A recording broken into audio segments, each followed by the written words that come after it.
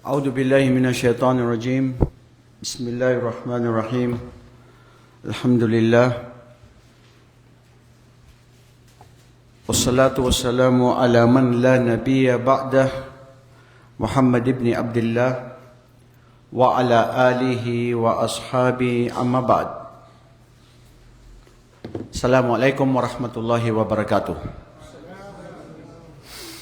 Mga kapatid sa Islam at sa aming mga kababayan na nandirito ngayon, alhamdulillah, tayo ay lubusang tunay na palagian na pumupuri, lumuwalhati sa Allah, sa tunay na tagapaglikha, sa lahat ng mga biyaya na walang bilang na Kanyang ipinagkaloob sa bawat isa sa atin. Kung ito'y bibilangin natin, hindi natin kayang bilangin, mga kapatid. Ngayong araw ay itutuloy natin ang ating napag-usapan sa Islamic Center na ito. Ang usapin sa mga hadith na pinili ni Imam Nawawi. There are 40 hadith, actually 42 hadith na nabanggit, at ito ay pinili ayon sa akidah, pananampalataya, buhay ng isang Muslim dito sa mundo, tungkol sa kanyang ugnayan sa kanyang tagapaglikha, ang Allah subhanahu wa ta'ala, sa lahat ng mga tungkulin patungkol sa pananampalataya, ugnayan niya sa mga tao, ugnayan niya sa kanyang Panginoon, at para tunay na makamit ang layunin o tao, bakit ka nga ba nandito sa mundo? Pag ikaw, kapatid, tinanong, bakit ka nandito sa mundo? Sagot. Sino dito sa inyong mga Kristiyano pa? Itaas ang kamay. Isa, dalawa, tatlo, daghay di mga Kristiyano dili, mashallah. Good, maganda yan. Kristiyano ka rin, bay? Nakatob ka, mashallah. Bagay kang maging Muslim. Tiga saka sa atin? La Union, Ilocano. Sige lang. Welcome kayo mga kababayan namin na nandito. Makinig kayo. Kami ay nalulugod na kayo ay nandirito sa samahan ng mga kababayan nating, mga Muslim. Tanggapin nyo ang Islam ang hindi, nasa sa inyo yan. Walang sapilitan sa Islam.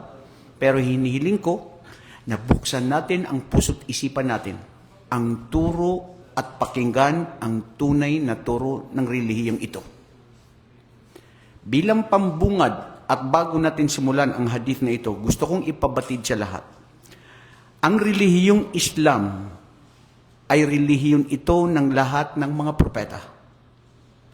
Relihiyon na hindi lamang sa mga Muslim.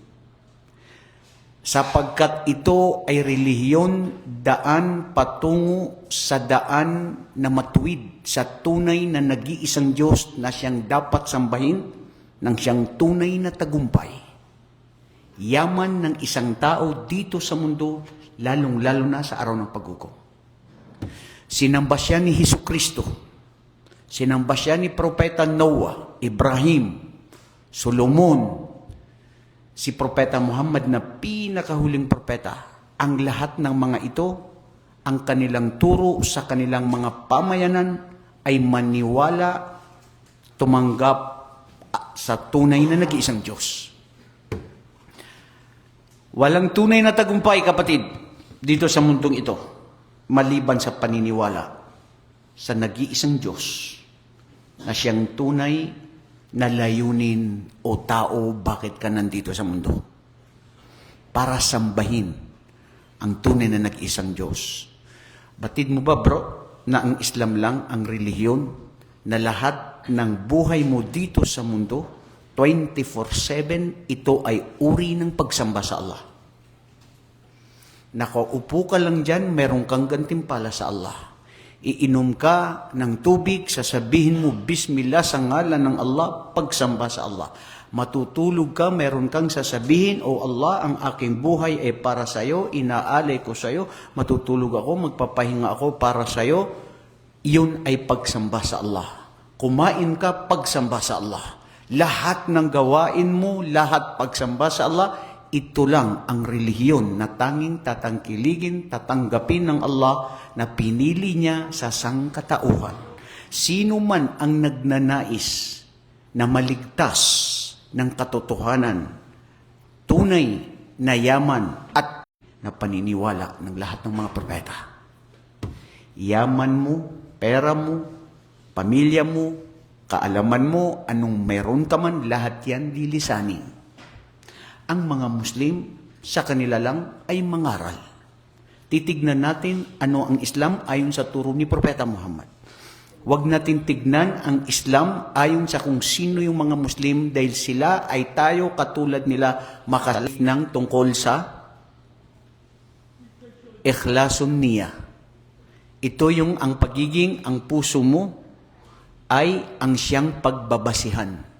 Tignan mo kapatid, ang Islam lang, pagbabasihan ay ano ang nandito sa puso. Kung ang puso mo ay puro, walang pakitang tao, walang parinig sa tao, hindi ka nagtatambal, hindi ka nagdududa patungkol sa pananampalataya mo, tigib na totoo na naniniwala ka sa Allah, buhay mo inaalay mo sa Kanya, nakakasigurado ka na tatanggapin ka sa buhay na walang hanggan sa Kanyang kaharian sa paraiso ng Allah na igagawad sa mga taong tunay na isinabuhay ang Islam. Yun yung tungkol sa puso na siyang pagbabasihan na may kaakibat na gawa.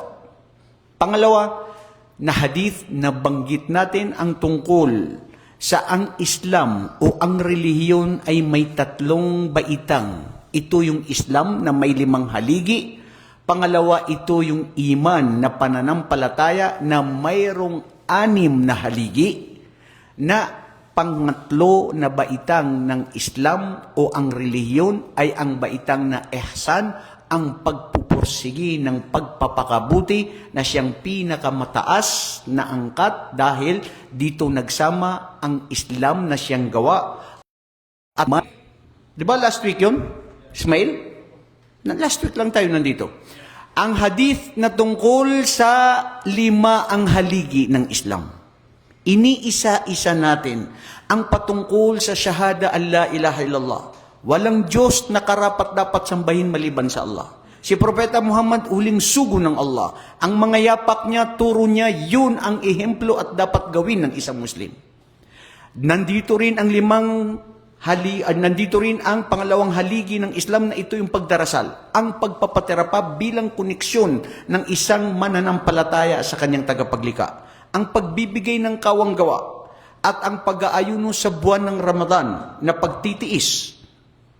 Koneksyon ng isang alipin sa kanyang tagapaglikha at ang pag-hajj na ito ngayon pangkasalukuyan na mangyayari na isang 5 haligi ng Islam. Ibang usapan yan mga kapatid kung sino yung mag-hajj. Ang alhamdulillah, ang Islamic Center, may silang mga lecture patungkol dyan. At ngayong hapon, samahan niyo ako sa pang-4 na hadith ni Imam Nawawi na siyang ating tatalakayin sa humigit kumulang 1 oras patungkol sa hadith na ito na magpupukaw sa ating puso't isipan, sa ating paninindigan, sa ating paniniwala, ang buhay natin dito sa mundo, ano ang patungkol sa hadith na ito, tunghayan at pakinggan dahil ito ay magbibigay sa aral sa bawat isa sa atin. Dahil nag-uugnay sa akida, sa pananampalataya ng isang tao.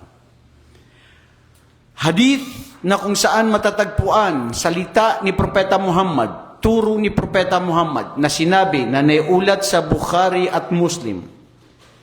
An Abdurrahman, Abdullah ibn Mas'ud, yaqul, haddathana Rasulullah sallallahu alaihi wasallam wa huwa as-sadiqul masduq annahu qala inna ahadakum la yujma'u khalquhu fi batni ummihi 40 yawman nutfah thumma yakunu alaqatan mithlu dhalik thumma yakunu mudghatan mithlu dhalik fayursalu alayhi al-malak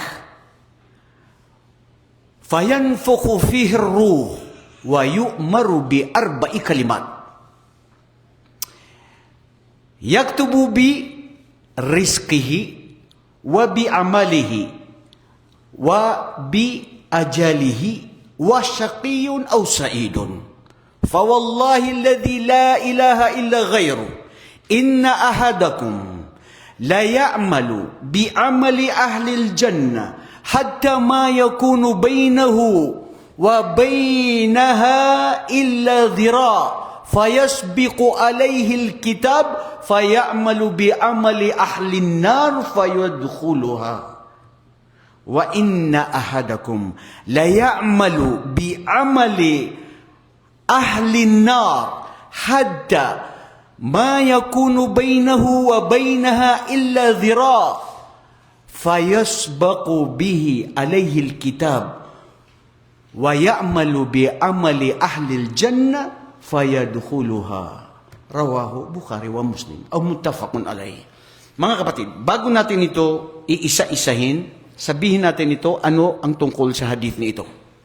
Naiulat ito ni Abdullah ibn Mas'ud na isa sa mga magiting na mga sahaba, na sinabi niya na narinig niya mismo kay Propeta Muhammad sallallahu alaihi wasallam na siya ang tunay na pinakatotoo sa lahat ng kanyang salita at ulat, na walang pag-alinlangan. As-sadiqul masduq. Limadha qala hada? Yaqulul ulama, sinabi nila ito na as-sadiqul masduq dahil ang sasabihin dito ni Propeta Muhammad ay ilmul ghaib, paniniwala at paninindigan sa mga hindi nakikita, na ito ang dapat panindigan at paniwalaan, sandigan ng isang Muslim. Dahil totoo ito na salita ng Propeta Muhammad sallallahu alaihi wasallam na magbibigay aral sa bawat isa sa mga taong tunay na tumatahak sa tunay na landas at kaligtasan. Sabi ni Propeta sallallahu alaihi wasallam, katotohanan ang bawat isa sa inyo na nilikha ng Allah na nagsimula doon pa lang sa sinapupunan ng inyong mga ina ay nagmumula ito sa sinasabing nutfah. Nutfah, sinabi ng mga pantas, ang nutfah, ito yung tubig na sperm na galing sa lalaki at babae. Ang lalaki galing sa kanya ay eggcell. Eggcell ba? Ano na pag-aralan mo? Very good. Ang babae, ano? Bay. Unsa ka bay? Eggcell. Okay. Eggcell, sperm cell, yan ang nutfah. Nagsimula na nagsama.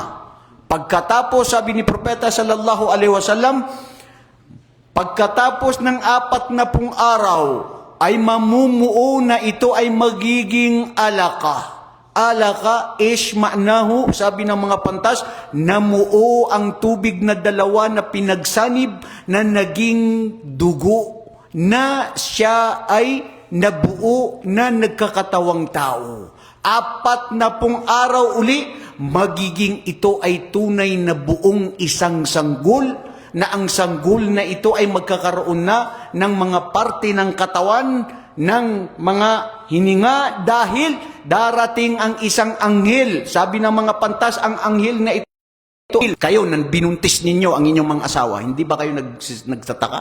Pag nabuntis ng misis mo, sasabihin niya, Mister, naggalaw diri, natatakot ako. Ano ba ito? Ikaw na naman hawak-hawak, alhamdulillah, ya Allah, meron na akong anak. Natutuwa ka. Nakakapagtaka, bro. Wallahi, nakakapagtaka. Nagsiping lang kayo na buo ng isang sanggol. Hindi ba ito tanda ng Allah na tunay ng tagapaglikha? Sino si Propeta Muhammad? Isang mangmang, hindi marunong sumulat. Hindi marunong magbasa.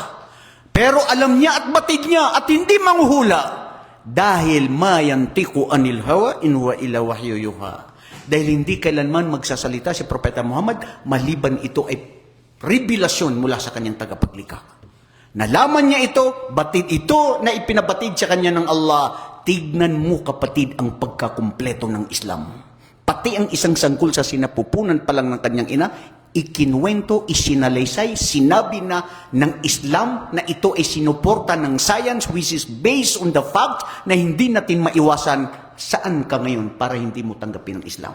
Na patuloy pa rin tayo na tumatalikod at hindi tumatahak sa tunay na kaligtasan.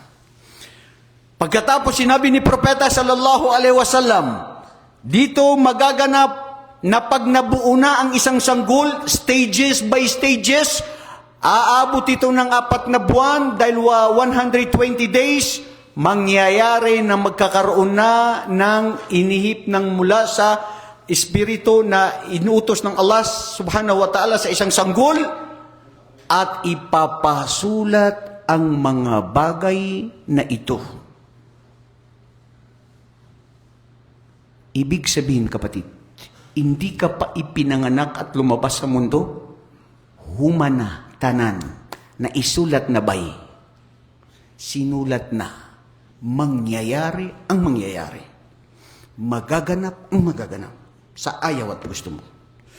Sabi ni Propeta sallallahu alaihi wasallam, ipapasulat ng Allah na ayon sa kagustuhan niya, nakaalaman niya, dahil siya ang Allah na tunay na Diyos na nakakaalam, alam niya ang mangyayari noon bago kanya likhain, bago ka lumabas.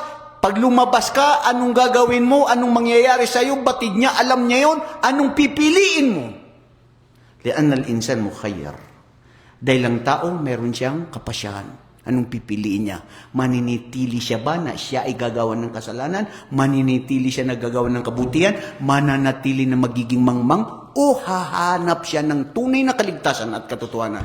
Ikaw, nasa pili mo yan. Pero alam ng Allah ang pipiliin mo. Hindi mo alam sa sarili mo kung ano talaga pipiliin mo. Alam na yun ng Allah bago ka pa niya nilikha. Ipapasulat ang alin? Ang mga biyaya niya dito sa mundo. Anong biyaya? Lahat ng biyaya na tinatamasa.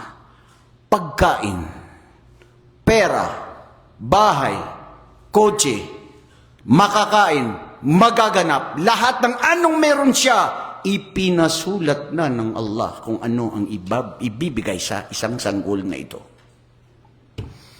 Pangalawa, isusulat din ano ang kanyang magiging edad. Kung siya ba ay mabubuhay pa bago lumabas sa mundo. May mga bata na doon pa lang sa sinapupunan ng kanilang ina, tiway na. Hindi na lalabas. Naisulat na. Kagustuhan ng Allah ang mangyayari. Mayroon namang ipis na sulat na mananatili sa mundong ito na ito ang kanyang magiging edad. Nagkaisa dyan ang mga Kristiyano, mga Hudyo, ang lahat ng sinong mga tao, ang mga Muslim, na pag oras mo na. Pag naisulat ang kanyang edad, ipapasulat pa rin ang kanyang mga gawain. Anong gawa? Gawain na mabuti at gawain na masama. Tapos na. On the record. Kanino? Alam ng Allah anong gagawin mo. Anong pipiliin mo? Pang-apat, ipapasulat ng Allah subhanahu wa ta'ala ano ang kanyang kahahantungan. Sakiyun o saidun. Sakiyun, ibig sabihin, siya ba ay papasok sa imperno? O siya ba ay papasok sa paraiso? Na ito ang tunay na kaligtasan at hangad ng bawat isa sa atin. Tao, bakit nandito ka sa mundo? Ngayon, tapos na pala. Lahat tapos. Sinabi ni Propeta, kung ito ay tapos na, ayaw na tayo magtrabaho bay. Kay huma naman tanan. Ha? Hindi na tayo magtatrabaho. Kasi tapos na. Agree kayo, hindi? Luzon, Visayas at Mindanao. Agree kayo na hindi na tayo gagawa kasi tapos na ang tanan? Sige, kung yun ang paninindigan mo, tapos na tanan. Bukas may trabaho. Huwag ka magtrabaho. Tignan natin anong mangyayari sa buhay mo. Anong sasabihin sa iyo ng mudir mo? Ising tahina. Maugod Pilipini, mapisugol. Ro, Philippine. No. Kasi sabi mo, tapos na hindi na ako magtatrabaho. Mga kapatid, nangangahulugan na oo, alam ng Allah. Batid niya ang lahat. Siya ang may nakakaalam. Gagawin mo at hindi, pero sa'yo ang kapasyahan anong gagawin mo. Ang mga Muslim, pinag-uutusan na magdasal, pwedeng hindi sila magdasal. At ang ating tagapaglikha, wahadaynahu najdain, may daan na itinuro sa kanila, daan ito para sa paraiso. Ito daan, ito patungo sa impyerno. Asaan ka ngayon? Mga kapatid, wallahi itong hadith na ito, kaya sinabi ni Abdullah ibn Mas'ud na si Propeta Muhammad, as-sadiqul masduq, dahil ilmul ghaib. Akidah, pananampalataya at paninindigan ng pinag-uusapan patungkol dito. Tapos na ang lahat, batid alam ng Allah, Muslim, tao, ano ka, nasa kapasyahan mo, ano ang gusto mo sa buhay mo. Alam mo, maganda yung sinabi dito ni Imam Ahmad Ibn Hanbal, Allah yarham. Sabi niya, dahil ito ay tapos na, hindi natin alam kung tayo ba ay paraiso o impyerno, dito ang isang Muslim nagpupursige na anuman ang ginagawa niya, lalong nagsusumika na patuloy na gumagawa ng kabutihan, patuloy na nagtatawba at nagbabalik loob sa Allah. Ya Allah, aking tagapaglikha, baka hindi mo ako tanggapin sa paraiso dahil sa mga gawain ko to. Ya Allah, nagkasala ako. O aking Panginoon, ako'y narupok. Ito ang nagawa ko, patawarin mo ako. At lalong nagpupursigi. Dahil sino ba ang hindi nagkakasala sa atin dito sa mundo, mga kapatid? Araw at gabi, nagkakasala tayo. Pero mahal ng ating tagapaglikha ang nagbabalik loob sa Kanya. Kung sino ang tunay na nagbabalik loob at humihingi ng kapatawaran. Ngayon, itong rizq na tapos na itong ating pinagpapaligsahan ng bawat isa sa atin dito sa mundo. Di ba? Ano yung risk sa Tagalog? Biyaya. Ano pa? Meron pa ba? Bukod sa biyaya? Gracias, yes, Señor. Gracias. Ano pa? Gantimpala? Pagpapala? Ganun. Biyaya siguro. Yun lang yun. Unsa sa Bisaya? Sa inyo, sa Bisaya. Unsay biyaya sa inyo? Oh, gracias, gyapon. Espanyol man anabay. Gikan sa mga Espanyol. Gikuhan ninyo dito sa mga Espanyol. Gracias, gyapon. Bro, ano ang gawin mo? Maski gaano mo ito pinagporsigihan, kung hindi sa'yo, hindi sa'yo. Hindi mo makakamit. Ibrahim Biao. Tama?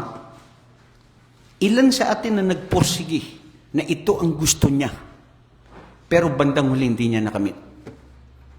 Ilan sa atin na okay lang, na hindi nagpupursigi, o ano man, pero nakakapagtaka, bakit ito nakuha ko? Bakit ito ang nangyari? Kasi tapos na ba eh? وَمَا تَشَاءُونَ إِلَّا أَن يَشَاءَ اللَّهُ رَبَّ الْعَالَمِينَ. Ano man ang inyong planuhin, gustuhin nyo, mananatili ano ang pinili ng inyong tagapaglikha para sa inyo. At wallahi, sabi ng mga pantas, sa mga tao na nawawalan ng pag-asa, para sa mga tao na nalulumbay at nalulungkot, dahil hindi nila nakamit ano yung nais nila sa buhay. Kung batid nyo lang na yung pinili sa inyo ng Allah, o alam nyo na yung pinili sa inyo ng Allah, na yun ang mabuti sa inyo, wallahi, magiging ganap at tigib at masaya ka na tanggap mo anong mayroon ka. Dahil alam mo mula ito sa Allah na wala kang kapasyahan, wala kang kapangyarihan. Ginawa mo lang, gawin mo. Pero wala kang magawa eh. Tapos na eh. Importante, ginawa mo at ang resulta nito para sa Allah. Katulad ito ng paggawa ng kabutihan, kapatid. Katulad ito ng pangangaral sa Islam. Katulad ito ng mga kapatiran ninyong mga Muslim. Kayo na mga Kristiyano na nandito. Sinimulan ko kanina. Tanggap ninyo ang Islam? Wallahi, kung tanggapin nyo ngayon ang Islam, ito ang tunay na kaligtasan, tunay na yaman, nangangahulugan, mahal kayo ng Allah. Dahil hindi lahat ng tao ay bibigyan ng gabay. Pipiliin kung sino ang mahal niya. At ang mga pangitain ng mahal niya ay kung sino ang nabigyan ng Islam na siyang tunay na kaligtasan at biyaya na makakasama mo sa iyong libingan, lalo na sa buhay na walang hanggan. فَمَنْ يُرِدِ اللَّهُ أَنْ يَهْدِيَهُ يَشْرَحْ صَدْرَهُ لِلْإِسْلَامِ. Sino ang nanaisin ng Allah na bubuksan ng kanyang puso't isipan, gagabayan siya at ipapaunawa ang Islam. Wallahi bro, magpasalamat tayo na nagabayan tayo sa Islam. Ito ang tunay na yaman. Minsan tinatanong ko sa sarili ko, kung hindi ako Muslim, ano pang saysay ng buhay ko dito sa mundo? Dahil ang mundong ito panandalian. Ang mundong ito hindi tayo nananatili. Ang mundong ito nga panlinlang. Peke ito. Hindi itong tunay na buhay. Ang buhay na totoo ay buhay na walang hanggan. Pati ang mga Kristiyano naniniwala na may buhay na walang hanggan. Pero ang nagkukulang lang, sinong Diyos na kinikilala mo at sinasamba mo. Sasamba ka sa Diyos na siya ay sumamba doon sa sino ang tunay na lumikha sa Kanya? Sambahin mo sino yung tagapaglikha. Dahil nilikha lamang si Jesucristo, nilikha ang Kanyang ina, paano mo sasabihin na Diyos? Sambahin mo ang lumikha sa kanila. Dahil kailanman sa mundo, hindi pwede sambahin ang kahit anumang bagay na nilikha. Maging tao, hayop, bagay, lahat yan nilikha. Sambahin mo ang lumikha na totoong lumikha na katotohanan. Allahu alladhi khalaqa as-samawati wal ard. Siya ang Allah na nagpatunay na siya ang lumikha ng lahat. Dhalika bi anna Allah huwal haq wa annahu ma yad'una min duni huwal batil. Dahil katotohanan siya ang Allah na tunay at totoo na ang sino mang sambahin bukod pa sa Allah, hindi katotohanan at makatuturan ang sinumang sinasamba nila. Maliban sa si Allah ang dapat sambahin. Kaligtasan ito, kapatid. Kung nandito ka, hindi lang disgrasya na nandito ka. Grasya. Grasya? Grasya. O tama. Grasya na nandito ka. Biyaya na nandito ka. Na kahit saan sa buhay mo, narinig mo ano ang tungkol sa Islam.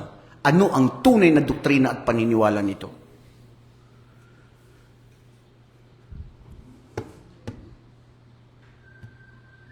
Mula sa ikabuturan ng aming puso, mga kapatid, sino sa inyo ang gusto ng kaligtasan?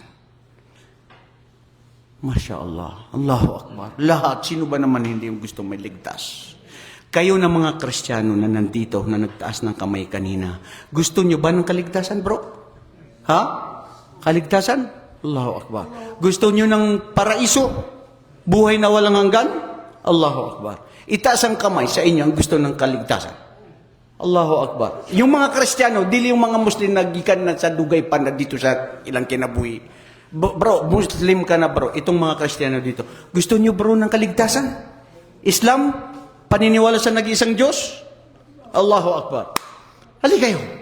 Sige, magsaksi sa tunay na nag-iisang Diyos. Bismillah. Bro, o dito na magsaksi. Nagsaksi ka na. Sino yung Kristiyano pa hanggang ngayon? Hindi tayo nagkakaintindihan. Therefore, I would say, congratulations.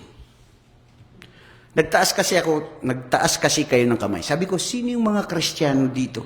Nagsitaasan kayo. Akala ko, karon Kristiyano pa kayo. Nag-Muslim na pala kayo. Nagsahada na pala kayo kahapon. Ibig sabihin, hindi na kayo Kristiyano. Muslim na kayo, bay, karon. Huwag mo sabihin na Kristiyano ka pa rin.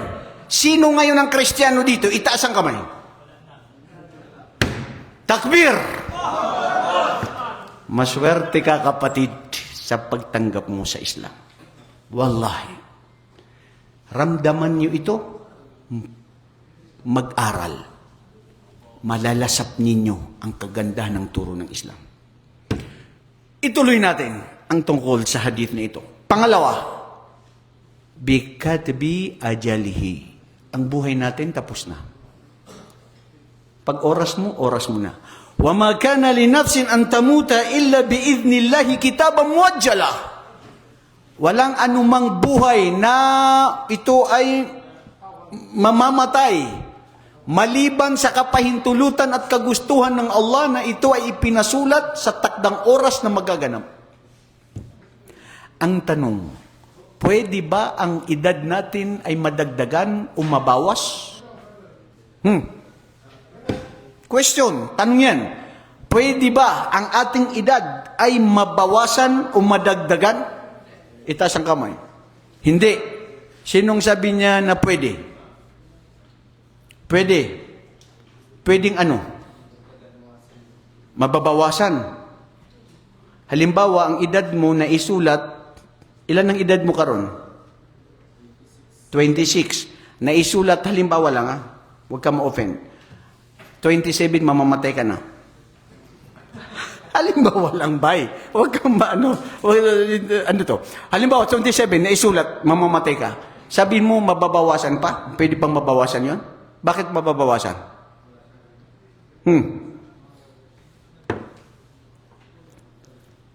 Bakit mababawasan? Dahil walang imposible sa Allah. Mababawasan, madadagdagan. Dagdag. Mahilig kasi kayo ng mga dagdag. Ayan. Ha? Pati minsan, pag kumakain tayo, pag masarap, gusto natin dagdag. Di ba, bro? Ha? Adam. Ikaw, Adam, gusto mo ng dagdag? Oy, Adam.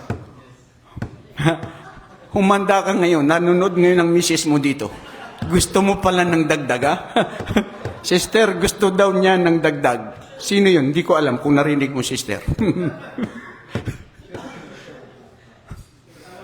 Mga kapatid, ang edad pwedeng madagdagan. Dahil ang qadr, ayon sa mga pantas, nabubuo ito ng 4. Ang qadr na tadhana na ito ay bago tayo lumabas sa mundong ito, 50,000 taon na isulat na sa kapahintulutan at kagustuhan ng Allah. Pangalawa ay ito ay mababago sa kauniya. Mababago siya o madadagdagan siya, lalo na pag sa Laylatul Qadr. Sa Laylatul Qadr ng Ramadan, dito na ipapasulat muli ano ang mangyayari sa isang taon na magaganap. Kung ang edad mo sa oras na yon ay mababago sa pamamagitan ng paggawa ng kabutihan at paghiling sa Allah at pakikitungo ng mabuti sa iyong mga kamag-anak. Hadith ni Propeta sallallahu alaihi wasallam na sinabi niya, silatur rahim yutawilul umr. Fima ma'na al-hadith. Ang sinong makitungo ng mabuti sa kanyang mga kamag-anak, nagpapahaba ito ng buhay. Ang sinong gusto niyang humaba ang kanyang buhay, gumawa ng maraming pagtulong sa kapwa-tao. Nadadagdagan, pero hindi nababawasan. Dahil pag oras mo na. Pero kung madagdagan, pwede madagdagan. Pangatlo, ayon sa mga pantas, ay sabi nila sa every month, pwede rin ito mabago sa kapahintulutan at kagustuhan ng Allah. Wa fi kulli usbu kaman. Ito yung mga anwa'ul qadr na nababago sa pamamagitan ng ating mga panalangin at mga mabubuting gawain. Sino nakakaalam? Si Allah. Alam mo, hindi mo alam. Pangatlo na nabanggit dito sa hadith na ito ay wa amaluhu. Gawa. Gawain. Ang gawa mo ngayon, bro, na gumawa ka. Halimbawa, ito. Very clear, ha? Tignan nyo ito. Ano ito? Ano? Tubig. Iniisip ko ang tubig na ito, ilalagay ko dyan. Okay? Iniisip ko yun. Hindi ko pa siya iniisip, hindi ko pa siya ilalagay dyan, alam na ng Allah. Tignan nyo ang kanyang kaalaman. At alam din niya anong mangyayari pag nilagay ko yun doon. At alam niya kung tatanggalin ko rin siya uli o anong gagawin ko. Alam ng Allah ang Allamul Ghuyub na ikaw ang gawain mo kung gagawin mo o hindi. Kaya nga bro, alam niya kung sinong papasok sa paraiso at impyerno eh. Kasi siya ang lumika sa'yo. Pero hindi nangangahulugan, titigil tayo ng gawa. Hindi nangangahulugan na ipasaalam mo na lang ang Allah na wala kang gawa. Ang Islam ay may gawa. Kung gusto mo na kahabagan ka ng Allah, mag-Muslim ka. Kung gusto mo kahabagan ka ng Allah, magdasal at magpatira. Kung gusto mo na tanggapin ka ng Allah sa paraiso, magbalik loob, magtawba ka sa Allah sa mga kasalanan na ginagawa natin araw-araw. Dahil yun ang mga pangitain ng mga taong nagtataglay na sila ang mga taong dapat pumasok sa paraiso. So, kailangan ng gawa. So, bro, kader, ang kagandahan ng Islam. Hindi katulad ng ibang relihiyon. Anumang mga nangyari sa mga pighati at lungkot na miserable sa buhay mo, sisisihin mo ang isang tao. Ikaw kasi ang dahilan. Bakit yan nangyari? Bakit ito ang ginawa mo? Bakit? Lahat bakit? Minsan, bandang huli, Diyos ko, bakit ako pa? Sa Islam, wala yun. Dahil ito ipinabatid na sa atin, nakapahintulutan ng Allah. Anong sinasabi ng Muslim? Na anumang dumarating sa kanya na hirap, lungkot at anumang mga pigati sa kanyang buhay, inna lillahi wa inna ilayhi rajiun. Qaddarallah wa ma syaa fa'al. Tignan nyo bro, maski gaanito kasakit, sasabihin niya, katotohanan galing tayo sa Allah at magbabalik loob sa Allah na siyang may kapangyarihan at kakapasyahan sa lahat ng mga nangyayari. Ya Allah, pinili mo ito, maski hindi ko gusto, tatanggapin ko ito. Dahil wallahi, kung alam lang ng tao ano ang pinili ng Allah sa kanya, pipiliin niya yun at hindi kung ano ang gusto niya sa kanyang sarili. Only in this religion.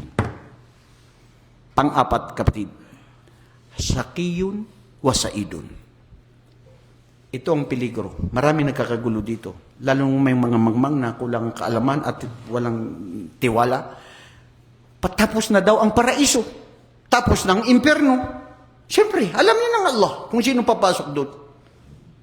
So, kung tapos na, dili na ako gagawa. Hindi na ako magdarasal. Kasi maski naman anong gawin ko, kung talagang papasok ako ng impyerno, impyerno pa rin. Delikado ka ba'y na unsa imong kinabuhi sa imong utak, mag-isip-isip ka ng masama. Bakit? Sino nagsabi na impyerno ka? Hindi ka ba pwede magbago? Ha? Kapatid, alam ng Allah batid niya kung totoo ka sa iyong puso. Kaya nararapat lang na ang sinong papasok sa impyerno ay alam yun ng Allah kung bakit ka dapat papasok doon. Dahil bago ka pa niya likhain, alam niya anong pipilihin mo sa bandang huli. Maski pumasok ka na sa Islam, alam ng Allah na magtatatraidor ka, alam niya na magmumurtad ka, papasok ka pa rin sa impyerno. Pero sino nakakaalam? Si Allah. Kaya ang isang Muslim, laging panatag, nagsusumamo, humihiling, Ya Allah, kung nilikha mo ako na impyerno, inihiling ko sa iyo, Ya Allah, na baguhin ito. Dahil ako ay tunay na nananabik at naniniwala sa iyong kaisahan, na gusto ko at nagsusumamo na lahat ang gusto mo. Pwede mo bago sa pamamagitan ng gawa at inyong mga panalangin, kapatid. Ulitin ko, very logically, kung ayaw mo na, sabi mo na trabaho, huwag kang magtrabaho. Tignan natin anong mangyayari sa buhay mo. Ganon din ang Islam. Papasok ka sa paraiso o impyerno, tignan natin kung hindi ka gumawa. Nasabihin mo na basta na lang darating. Naintindihan mga kapatid, bilang panghuli dito sa hadith na ito, sinabi ni Propeta sallallahu alaihi wasallam, at sumusumpa ako, sabi niya, sa siya ang nag-iisang Diyos na nararapat dapat sambahin maliban sa siya, ang Allah. Katotohanan, ang bawat isa sa inyo ay gumagawa ng gawaing makakapasok siya sa paraiso. Ngunit naisulat na ang kasulatan patungkol sa kanya.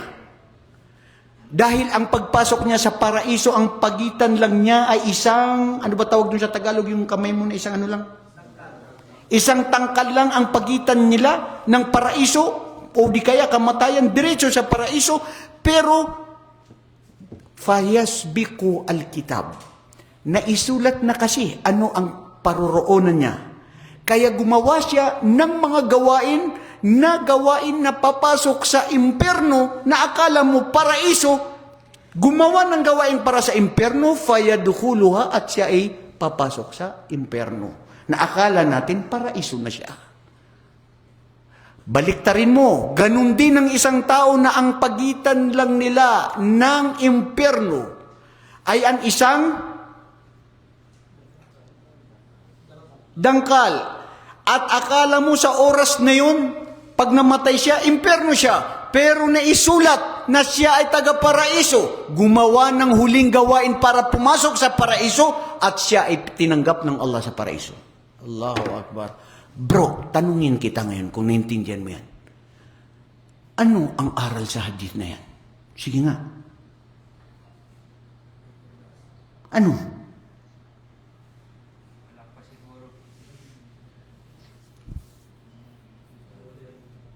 Anong aral? Noon sa mubay. Mashallah. Hindi pa huli ang lahat. Magandang mensahe yan, kapatid. Tigasan ka sa atin. Hindi pa huli ang lahat. Ano pang aral? Bro? Ha? May pag-asa pa. Ano pang aral? Paghahanda. Very good. Adonis. Ano pa? Anong habang may buhay? Pelikula yan yung sinasabi mo yan. Yan yung kay Mel Chanco, habang may buhay, may pag-asa. Pero may sense, may ano yun. Habang may buhay, ha? Maganda yan, bro. Habang may buhay ka, huwag ka mawalan ng pag-asa. Correct yan. Ano pang aral, bro? Magpursige. Very good. Yun ang sabi ni Imam Ahmad. Ang Muslim, gumawa na tuloy-tuloy ng kabutihan. Bro, ang pagbabasihan, ang huling mga gawain natin. Li'annal a'mal bi khawatimiha. Dahil ang mga huling gawain natin ang siyang pagbabasihan ng Allah. Ilang mga tao na gumawa ng maraming kabutihan, bandang huli, ang kanilang pinaroonan ay imperno. At ito nga yung sinabi ng hadith ni Propeta sallallahu alaihi wasallam. Pero sabi dito ng mga pantas, nadir, kukunti lang. Pero ang mas karamihan, ang mga tao na gumagawa ng mga kasalanan, bandang huli sila itinanggap ng Allah sa paraiso dahil sa kanilang pagbabalik loob at pagtatawba sa Allah subhanahu wa ta'ala. Mga kapatid, pinaka-bottom lines ng lahat ng ating usapin ngayon patungkol sa hadith na ito. Ang tunay na tigib na pagtitiwala sa Allah. Na ya Allah, ang sa akin lamang bilang alipin, nagsusumamo ako sa iyo, gagawin ko ano ang pinag-uutos mo, bigyan mo ako ng habag at awa. At tanggapin ang gawain na ito at hinihiling ko sa iyo, ya musarrif al-qulub, sarrif qalbi ala dinik wa ala ta'atik. Ya Allah, tanggapin ang aking paniniwala, ang puso kong ito na nagmamahal sa iyo at patuloy na gumagawa ng kabutihan at kung ano ang paniniwala ko ngayon sa Islam, ya Allah, wag mo ito baguhin hanggat ako ay mamatay na naniniwala sa kaisahan mo, sa tunay na nag-isang Diyos at gumagawa ng kabutihan dahil ang puso ay nababago. Si Propeta sallallahu alaihi wasallam, palagian na inihiling niya yan sa Allah. Propeta pa yun, ha? Siya ang pinakahuling propeta na pinakamamahal ng Allah. Ikaw pa kaya, na isang beses mo lang na makita mo lang si Ligaya, di mo na alam mangyari sa buhay mo kay Ligaya. Dahil nilinlang ka ng kaligayahan sa mundo. Mga kapatid, sana sa mga sandaling ito, napulutan natin ng aral.